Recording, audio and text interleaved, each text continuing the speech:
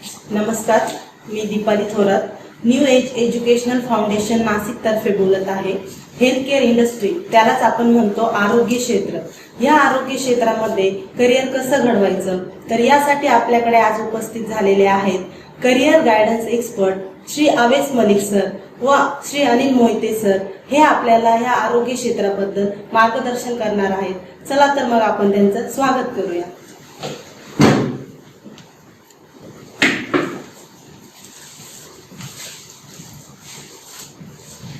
Hello everybody. नमस्कार मित्रांनो, मी अनिल मोहिते, माझ्यासोबत आहेत अवेस मलिक, जे की स्टुडंटला कॅरियर गायडन्स घेतात। आज आपण इथे उपस्थित आलो आहोत एकत्र।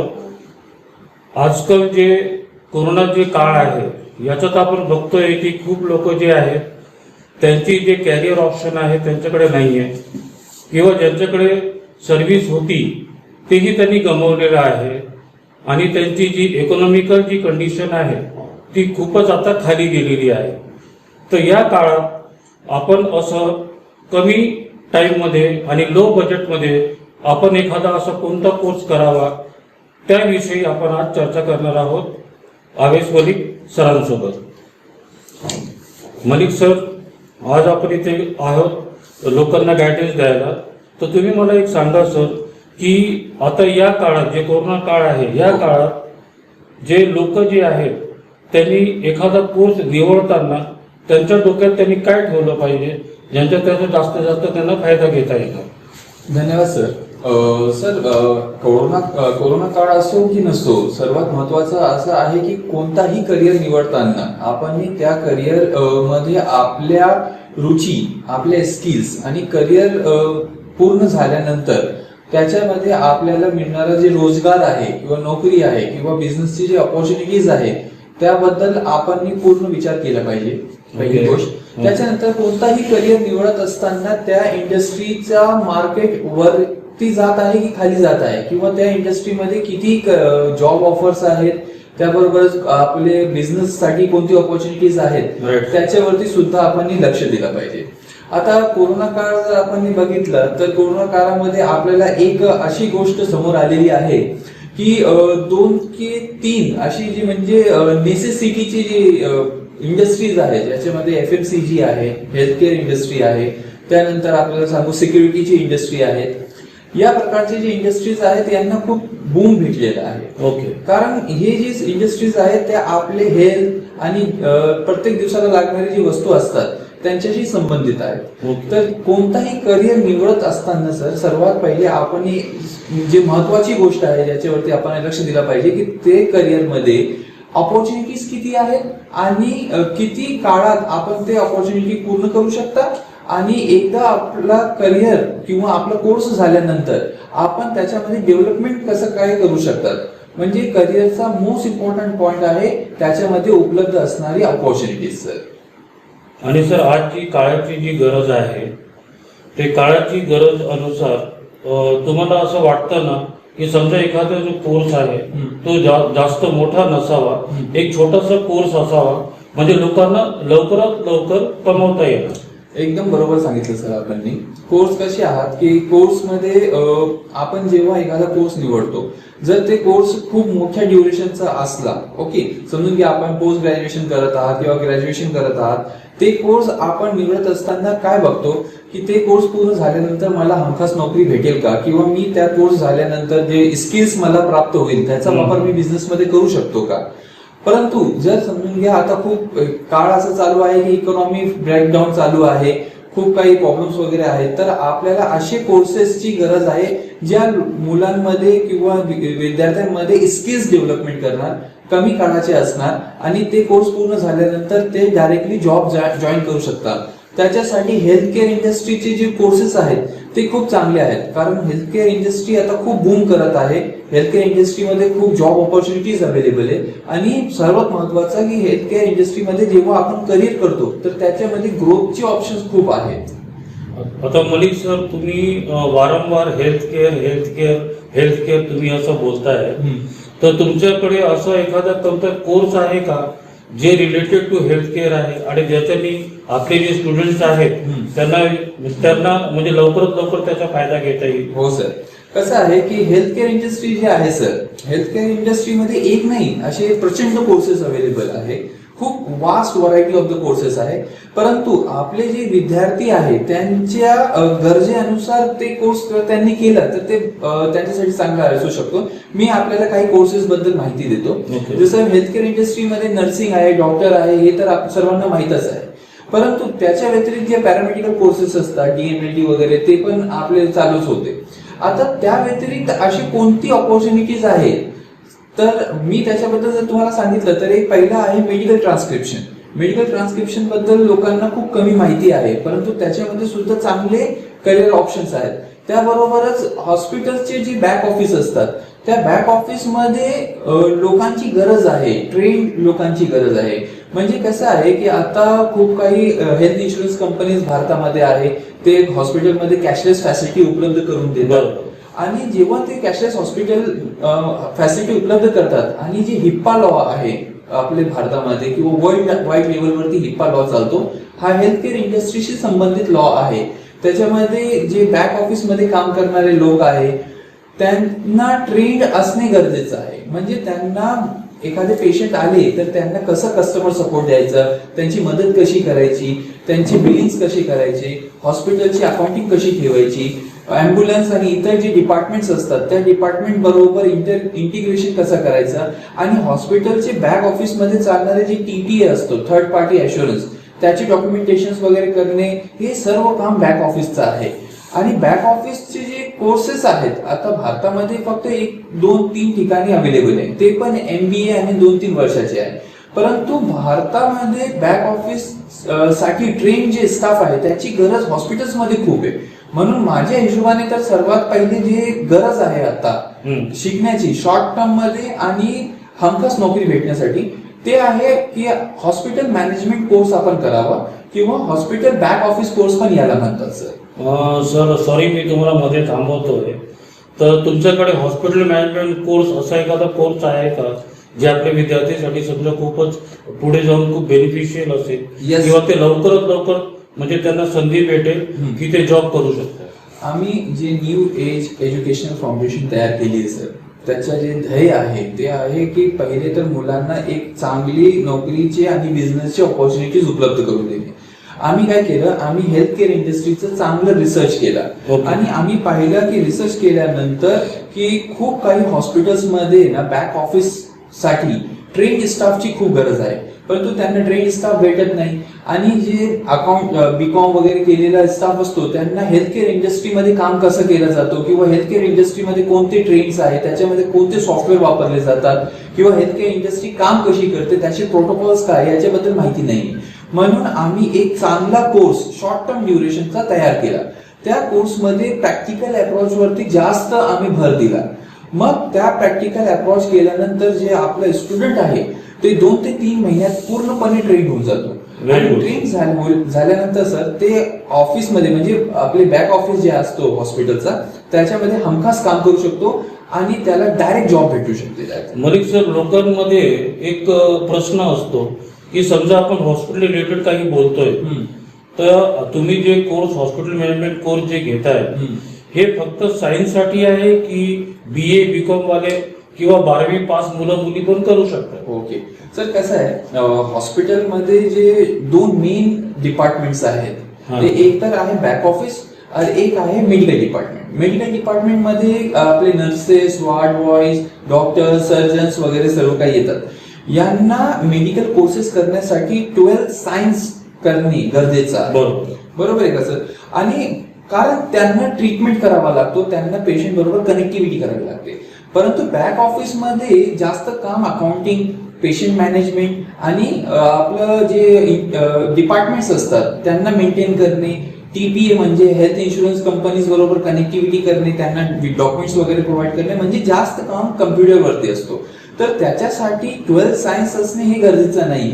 परंतु जर आपण कम्प्युटरमध्ये बेसिक कम्प्युटर जर आपल्याला येत असेल तर ते आपल्याला खूप त्याचा फायदा या कोर्समध्ये भेटू शकतो. कारण या कोर्समध्ये जास्तीत जास्त जे काम असतो ते कम्प्युटरवरतीच असतो.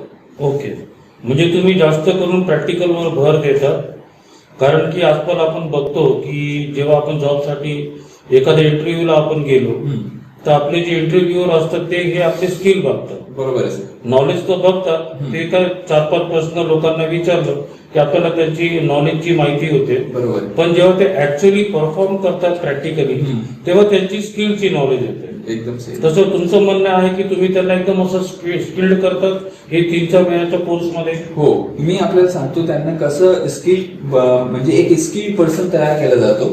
सर्वात पहिले तर हेल्थकेअर इंडस्ट्री संबंधित त्यांना पूर्ण माहिती दिली जाते की हेल्थकेअर इंडस्ट्रीमध्ये डिपार्टमेंट्स कोणते, स्पेशालिटीज कोणकोणती असते, हेल्थकेअर इंडस्ट्री काम कशी करते, त्याचे लॉस काय काय आहेत.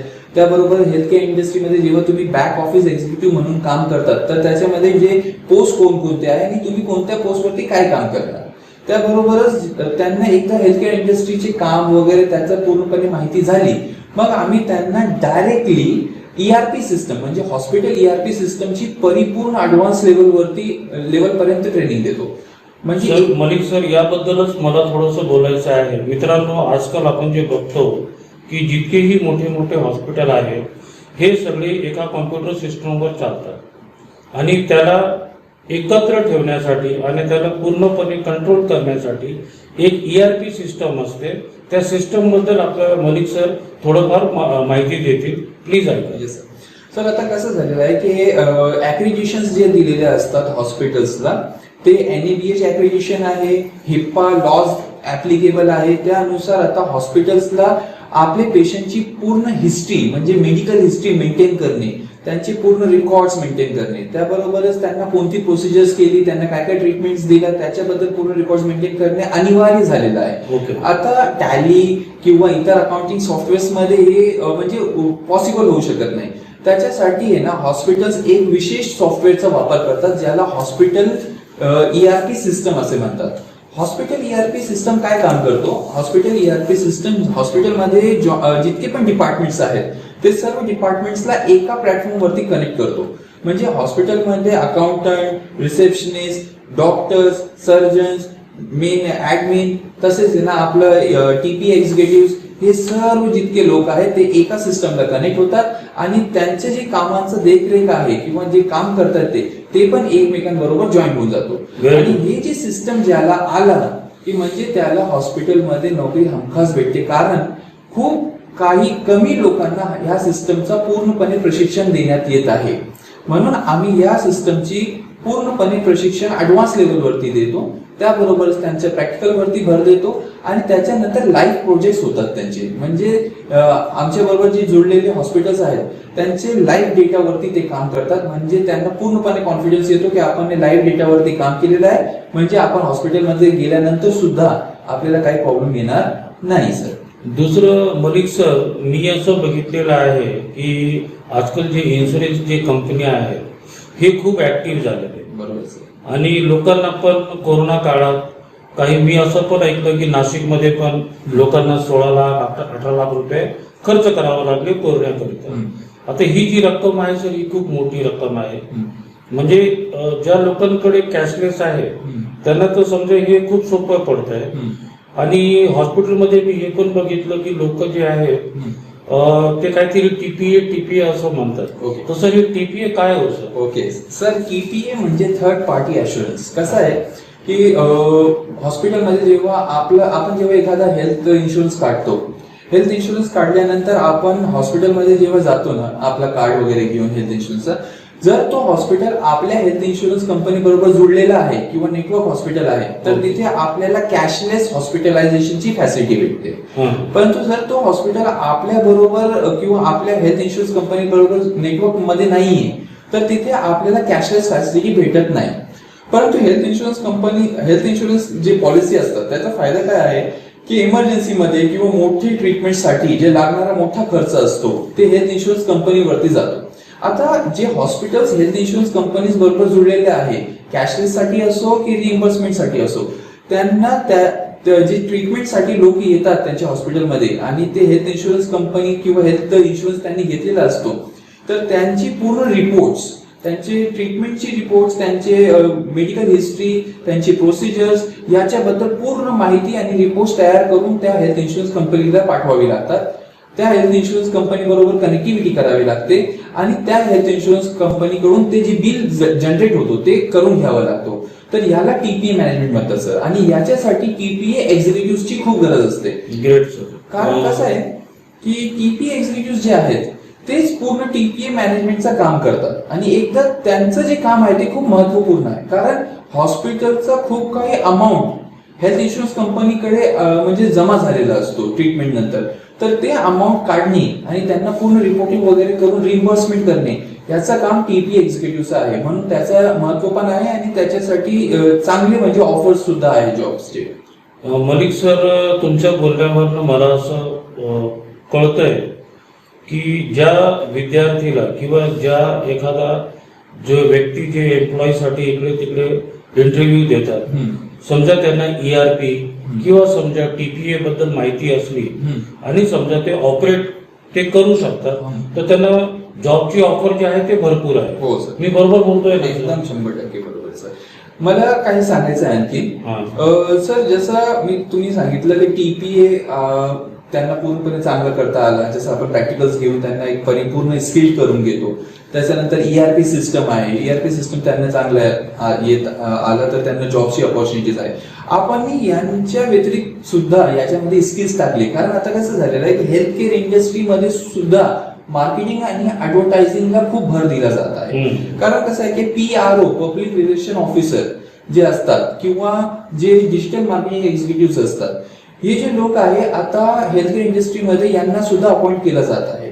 कारण हॉस्पिटल्स जे आहेत, जे हॉस्पिटलची ट्रीटमेंट्स आहेत किंवा हॉस्पिटलमध्ये जे विविध प्रकारचे सर्जरीज उपलब्ध असतात त्याबद्दल लोकांना जागरूक करणे, त्यांना त्याच्याबद्दल माहिती देणे आणि हॉस्पिटल्समध्ये अवेलेबल असलेल्या फॅसिलिटीज बद्दल लोकांना माहिती देणे हे आता हॉस्पिटलच्या मार्केटिंगची गरज झालेली. कारण ते काय करतात की ते पहिले पूर्ण मार्केटिंग करतात, लोकांना आपल्या हॉस्पिटलच्या फॅसिलिटीज बद्दल माहिती देतात आणि तिथून नवीन पेशंट्स आणि त्यांची ओपीडी वाढते.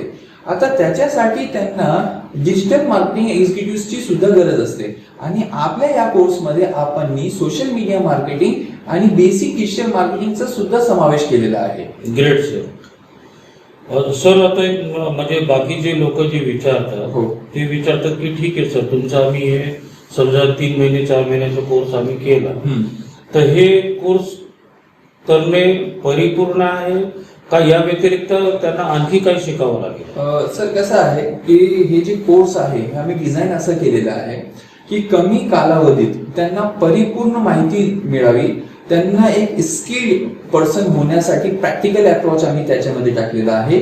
तर हे जे 3 ते 4 महिन्यांचा जे कोर्स आहे त्यांच्या या कोर्समध्ये त्यांना जी माहिती दिली जाते ती युनिक माहिती आहे, त्यांना ऑन द पॉइंट माहिती आहे. म्हणजे ते परिपूर्ण असून ते पूर्णपणे प्रॅक्टिकली स्किल्ड पर्सन होऊन जातात. तर हे कोर्स झाल्यानंतर ते हमखास ऑफिसमध्ये काम करू शकतात सर, काय प्रॉब्लेम नाही. सर, काही विद्यार्थी हे पण विचारतात कारण काही विद्यार्थी लांबचे पण असतात. त्यांचं म्हणणं असं आहे की सर नाशिक आमच्याकडनं समजा अंतरावर आहे, तर सर हे ऑनलाईन पण तुम्ही घेऊ शकता सर? ऑनलाईन त्याच्यासाठी आम्ही लर्निंग मॅनेजमेंट सिस्टम तयार केलेला आहे. कारण आमच्याकडे खूप काही असे विद्यार्थ्यांची रिक्वेस्ट आलेली आहे की सर मी नाशिकला येऊ शकत नाही किंवा मला लांब पडत आहे, तर मला तुम्ही एक असा ऑप्शन्स अवेलेबल करून द्या की ज्या ऑप्शनमुळे मी आपल्या घरी बसून किंवा एखाद्या कोणत्या दुसऱ्या ठिकाणी बसून मोबाईलवरती किंवा लॅपटॉपवरती आपला हे कोर्स घेऊ शकतो. परंतु लाईव्ह आम्ही नाही ठेवलाय, आम्ही रेकॉर्डेड व्हिडिओजचा LMS सिस्टम ठेवलाय. कारण कसं आहे की लाईव्ह कोर्सेस घेताना आहे ना इंटरनेटचा प्रॉब्लेम येतो किंवा काही इतर टेक्निकल इश्यूज आल्यामुळे ना ते लाईव्ह व्हिडिओज मध्ये मुलांना लॅगिंग असतो. म्हणून आम्ही रेकॉर्डेड व्हिडिओज ठेवलाय आणि मुलं ते परत रिकॉर्डिंग व्हिडिओ रिव्हिजन करू शकतात. येस, ते रिव्हिजन करू शकता. आणि जे प्रॅक्टिकल अप्रोच आहे आम्ही काय केलंय की प्रत्येक लाईव्ह व्हिडिओ नंतर त्यांचा असेसमेंट पण ठेवलेला आहे. म्हणजे असेसमेंटमुळे काय होतो की ते जे व्हिडिओ त्यांनी पाहिलं तर व्हिडिओ पाहिल्यानंतर त्यांना तिथे किती त्यांचे म्हणजे किती समजलं त्यांना त्याच्यावरती ते असेसमेंट घेऊ शकता, टेस्ट देऊ शकता. टेस्ट दिल्यानंतर जर समजून घ्या त्यांचा जितका मार्क्स आले पाहिजे किंवा जितका स्कोर त्यांनी केला Up to पाहिजे the mark नाहीये. up to the mark नाहीये, तर ते व्हिडिओ परत पाहणार किंवा आम्हाला डायरेक्टली ते कॉन्टॅक्ट करू शकता की सर हे पर्टिक्युलर पॉइंट आम्हाला कळलं नाहीये, आम्ही त्यांना ऑनलाईन सपोर्ट देतो. Very good sir. आता सर लोकांचं म्हणणं असं आहे, कारण की हे कोर्स जे आहे हे विद्यार्थी ऑफकोर्स जॉबसाठी करतात किंवा कमावण्यासाठी करतात. बरोबर. तर काही लोक असंही विचारतात की सर हे जॉब केल्यानंतर आम्हाला पगार किती भेटणार, तर त्याच्याबद्दल सर प्लीज काही माहिती दिली तर बरं होईल. Yes sir. कसं आहे सर, पगार जे आहे ते पोस्टवरती आणि हॉस्पिटल आणि टेरिटरीवरती अवलंबून असतो. मी तुम्हाला एक एक्झाम्पल देतो. समजून घ्या एक स्टुडंट आहे ज्यांनी 12वी पास केल्यानंतर हे कोर्स आपला पूर्ण केला, तर ते जेव्हा हॉस्पिटलमध्ये जॉईन होणार, समजून घ्या नाशिक, धुळे, औरंगाबाद, जळगाव यासारख्या सिटीज मध्ये त्यांनी जॉईन केलं, तर 12वी केलेली आहे म्हणून त्यांना एक ज्युनियर लेवलची पोस्ट भेटेल आणि त्यांचा जे पगार आहे या एरियाजमध्ये ते 8 ते 10,000 पर्यंत असू शकतो सुरुवातीला. मग जेव्हा त्यांना एक्सपिरियन्स येतो तेव्हा तो पगार वाढत जातो. परंतु समजून घ्या ग्रॅज्युएट जे लोक आहेत, जे मुलं ग्रॅज्युएट्स आहेत, त्यांना 12,000 ते 15,000 पर्यंत या एरियाजमध्ये नोकरी भेटू शकते. आता राहिला प्रश्न, माझा एक म्हणजे एक आग्रह असा आहे आपल्या विद्यार्थ्यांना की हे कोर्स केल्यानंतर त्यांनी आपल्या ज्या एरियामध्ये जसे नाशिक, धुळे, जळगाव, अहमदनगर या एरियामध्ये जॉब जॉईन करावा, एखाद वर्षाचा एक्सपिरियन्स घ्यावा. मग एक्सपिरियन्स घेतल्यानंतर ते मेट्रोपॉलिटन सिटीमध्ये जॉब करू शकतात. तेथे त्यांची सॅलरी 18,000 ते 25,000 पर्यंत असू शकते सर. ओके, म्हणजे 1 वर्षानंतर त्यांचे जे पगार आहे त्याच्यात वाढ होणार, ही गॅरंटी आपण त्यांना देऊ शकतो. Yes sir. सेकंडली सर, की हे जे वर्किंग ग्रुप आहे, म्हणजे काही विद्यार्थी असे पण येतात जे पहिल्यापासून कुठेतरी जॉब करतात किंवा समजा एखाद्या हॉस्पिटलला जॉब करतात, पण ते लोक पण तुमचा कोर्स करू शकतात काय? हो, हॉस्पिटलमध्ये जे जॉब करणारे लोक आहेत, आता कसं झालेलं आहे की आता आजचा काळ जे आहे ते स्किल डेव्हलपमेंटचा काळ आहे. बरोबर. आपण जर स्किल आपली डेव्हलपमेंट करत गेलो तर आपल्याला इन्क्रीमेंट, प्रमोशन्स आणि आपले करिअर ग्रोथचे जे चान्सेस सर्वांना माहिती आहे. बरोबर आहे सर. आता राहिला प्रश्न की हॉस्पिटलमध्ये जे ऑलरेडी काम करत आहात त्यांना या कोर्सची गरज आहे का? हॉस्पिटलमध्ये काम करणाऱ्या लोकांना तर या कोर्सची गरज खूपच आहे.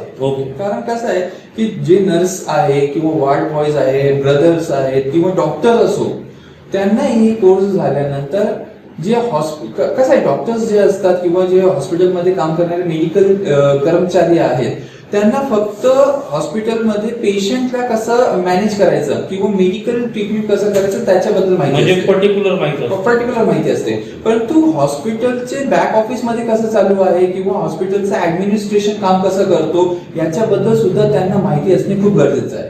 कारण कसं आहे की त्यांनी स्किल्स डेव्हलपमेंट केली तर ते एक डिपार्टमेंट ऐवजी इतर डिपार्टमेंट बरोबर सुद्धा सपोर्ट देऊ शकतात, त्यांच्या बरोबर सुद्धा काम करू शकतात. आणि इन्क्रीमेंट साठी पाहिजे जर आपल्याला, तर स्किल डेव्हलपमेंट साठी आणि इन्क्रीमेंट साठी म्हणजे प्रमोशन साठी हा कोर्स खूप केलंच पाहिजे. हो सर. तर विद्यार्थी तुम्ही बघतायत की खरं म्हणजे याचे फायदे भरपूर आहेत आणि मला तरी वाटतंय मलिक सरांकडनं सगळं ऐकून की आपण हे कोर्स केलंच पाहिजे. दुसरं आणखी काही विद्यार्थी असंही विचारतात की सर तुम्ही तर आम्हाला प्लेसमेंट देणार, ठीक आहे, पण जे प्लेसमेंट आहे ते कोणकोणत्या जिल्ह्यात होऊ शकते तुमच्याकडनं, म्हणजे न्यू एजकडनं? सर कसं आहे, आम्ही पूर्ण महाराष्ट्रभरात त्यांना प्लेसमेंट करतो. आणि समजून घ्या एखादे विद्यार्थ्यांनी सांगितलं की सर मला एखाद्या पर्टिक्युलर एरियामध्ये किंवा एखाद्या पर्टिक्युलर जिल्ह्यातच प्लेसमेंट हवं आहे, तर आम्ही काय करतो की जेव्हा जोपर्यंत त्या एरियामधून किंवा त्या पर्टिक्युलर एरियामधून आम्हाला प्लेसमेंटची ऑपॉर्च्युनिटी भेटत नाही, आम्ही त्यांना सांगतो की इतर जागांवरती प्लेसमेंटची ऑपॉर्च्युनिटीज अवेलेबल आहे. म्हणजे आम्ही त्यांना इतर जे प्लेसमेंट अवेलेबल आहे, वॅकन्सी अवेलेबल आहे त्याच्याबद्दल माहिती देत राहतो. जर त्यांना त्या जागावरती जायला त्यांची म्हणजे त्यांचा विश आहे की त्यांना जायचं आहे तर तिथे पण जॉईन करू शकता. परंतु जर एखाद्या पर्टिक्युलर ठिकाणीच त्यांना जॉब जॉईन करायची असेल किंवा एखाद्या पर्टिक्युलर एरियामध्येच करायची असेल तर त्याच्यासाठी त्यांना वॅकन्सी उपलब्ध होईपर्यंत थांबावं लागतो सर. सर हे जे कोर्स आहे, या कोर्स बद्दल जी काही स्टडी मटेरियल आहे किंवा जे बॅकअप्स आहे, तर सर मला तरी वाटतंय की हे सगळं तुम्ही स्टुडंट्सला देतच असणार. हो सर आम्ही आमच्या विद्यार्थ्यांना पूर्णपणे सहायता करायला म्हणजे एक परिपूर्ण सहायता व्हायला पाहिजे त्यांची, म्हणून आम्ही काय केलं आहे की त्यांच्यासाठी कस्टम नोट्स तयार केलेले, म्हणजे सोप्या भाषेत आणि प्रॅक्टिकल अप्रोच बरोबर त्यांना नोट्स दिले. त्याचबरोबर आम्ही त्यांना लर्निंग मॅनेजमेंट सिस्टम पण देतो. समजून घ्या, विद्यार्थी ऑनलाईन कोर्स करत असेल किंवा ऑफलाईन कोर्स करत असेल तरी पण आम्ही त्यांना लर्निंग मॅनेजमेंट सिस्टम देतो. लर्निंग मॅनेजमेंट सिस्टमचा फायदा असा आहे की कोर्स समजून एखादा क्लास केल्यानंतर जर त्यांना आणखीन त्यांची स्किल डेव्हलपमेंट करायची आहे किंवा त्यांना आणखीन काही दुसरी स्किल्स शिकायची आहे किंवा त्यांना जे शिकले आहे त्याचं रिव्हिजन घ्यायचं आहे, तर त्याच्यासाठी लर्निंग मॅनेजमेंट सिस्टम खूप चांगलं म्हणजे एक परिणामकारक आहे. तर हे सर्व काही कोर्स मटेरियल आमच्याकडूनच त्यांना दिलं जातो, त्याच्यासाठी कोणती फी घेतली जात नाही. ओके मलिक सर, हे सगळं तुमच्याकडनं ऐकून आम्हाला खरंच खूप चांगलं वाटलं. आता फक्त एक शेवटचा प्रश्न आहे, कारण की आम्ही पण जे बघतो मार्केटमध्ये काही लोक असे आहेत की जे नोकरीकडे भर न देता ते बिझनेस करायचा विचार करतात. तसं हे कोर्स केल्यानंतर एखादा व्यक्ती समजा बिझनेस माइंडेड असेल तर तो या क्षेत्रात बिझनेस पण करू शकतो. हो सर, आता मी आपल्याला जसं सांगितलं की या कोर्समध्ये आपण hospital ERP system, TPA management आणि सोशल मीडिया मार्केटिंग आणि बेसिक डिजिटल मार्केटिंगचं पण ट्रेनिंग देतो. तर मी तुम्हाला सांगतो की हे कोर्स झाल्यानंतर फक्त नोकरी करण्याची गरज नाही. अच्छा, आपल्याला जर आपले स्वतःचे बिझनेस सुद्धा सुरू करायचे असेल हेल्थकेअर इंडस्ट्रीशी संबंधित, तर ते आपण करू शकता. मी तुम्हाला सांगतो कसं. हेल्थकेअर इंडस्ट्रीमध्ये जसे हॉस्पिटल्स आहेत, क्लिनिक्स आहेत, मेडिकल लॅब्स आहेत, यांना यांच्या ERP सिस्टम मध्ये एंट्रीज वगैरे करण्यासाठी किंवा ते ERP सिस्टम मध्ये डेटाबेस मॅनेजमेंट करण्यासाठी लोकांची गरज असते. आणि काही कारणास्तव कसं होतो की TPA मध्ये किंवा ERP सिस्टम मध्ये त्यांना जास्त लोकांची गरज पडते. आपण हॉस्पिटल्स बरोबर डायरेक्टली कॉन्ट्रॅक्ट टायअप करू शकता की तुम्ही आम्हाला तुमचा ERP सिस्टमचा ऍक्सेस द्या, तुमचे जे रेकॉर्ड्स वगैरे आहे ते आम्ही त्याच्यावरती मेंटेन करू शकतो, तुमचे डेटाबेस आम्ही मेंटेन करू शकतो, किंवा जे तुमचं TPAचं काम आहे ते पण TPAचं काम आउटसोर्स करतात, ते पण आपण घेऊ शकता. हॉस्पिटलला आता सोशल मीडिया मार्केटिंगची गरज असते, डिजिटल मार्केटिंगची गरज असते, डिजिटल ग्राफिक्स तयार करण्याची गरज असते, तर या कोर्समध्ये त्याचं पण प्रशिक्षण दिलेलं आहे. तर आपण हॉस्पिटलकडून सोशल मीडिया मार्केटिंग आणि स्मॉल डिजिटल मार्केटिंगचे जे प्रोजेक्ट्स असतात ते पण आपण घेऊ शकता. म्हणजे हा जो कोर्स आहे ते फक्त नोकरी मिळावा या ध्येयाने आम्ही तयार केलेला नाहीये, म्हणजे बिझनेस पण करू शकतो. हो सर, आपण 100% बिझनेस करू शकता हे कोर्स झाल्यानंतर. मलिक सर, मला तरी नाही वाटत की हे सगळं ऐकून एखादा विद्यार्थी असं बोलणार की नाही मला हे कोर्स आता नाही करायचे, कारण की याचे इतके फायदे आहेत. हो सर, कारण की फक्त जॉब नाही पण ते बिझनेस पण करू शकतात. आणि 3-4 महिन्यानंतर समजा आज त्यांच्याकडे जॉब नाहीये आणि जरी त्यांचं शिक्षण जे आहे ते समजा 12वी किंवा first year, second year, third year किंवा समजा ते कुठे जॉब पण करतायत पण ते सॅटिस्फाईड नाहीये कारण त्यांची सॅलरी कमी आहे. बरोबर. तर हे कोर्स केल्यानंतर त्यांची पण अपग्रेडेशन होईल, जे आपल्याला मलिक सरांच्या बोलण्यावरनं वाटलं. आणि मनुष्य जे आहे हे सतत हे प्रयत्नात असतो की आपलं नेहमी अपग्रेडेशन व्हावं, आपली सॅलरी जी आहे ती वाढावी. तर मला तरी वाटतंय हे सगळं ऐकून मलिक सरांकडनं की प्रत्येकाने हे कोर्स करावा आणि ही संधी तुमच्या हातातून जाऊ देऊ नका. आणि कोटी कोटी धन्यवाद तुमचा वेळ दिल्याबद्दल. Thank you so much Malik sir. Thank you sir. आपण परत भेटूया. आपण ही चर्चा जी आहे महिन्यातनं एकदा म्हणा किंवा 2दा इन फ्युचर पण आपण हे करत राहू सर. धन्यवाद sir. Thank you so much sir. आपल्याला हे आरोग्य क्षेत्राविषयी अतिशय महत्त्वपूर्ण असं मार्गदर्शन करण्यात आलेलं आहे. जे आपल्याकडे उपस्थित होते career guidance expert Shri अवेस Malik sir व श्री अनिल मोहिते सर यांनी वेळात वेळ काढून आपल्याला असे मोलाचे असे मार्गदर्शन केल्याबद्दल मी त्यांचे आभार व्यक्त करते. आणि तुम्ही पण जे स्टुडंट ह्या सेमिनारला जॉईन झाल्याबद्दल, तुम्ही वेळात वेळ काढून ह्या सेमिनारला जॉईन केल्याबद्दल तुमच्याही मनापासून आभार मानते आणि हे सेमिनार आपलं इथेच संपलं असं जाहीर करते. धन्यवाद.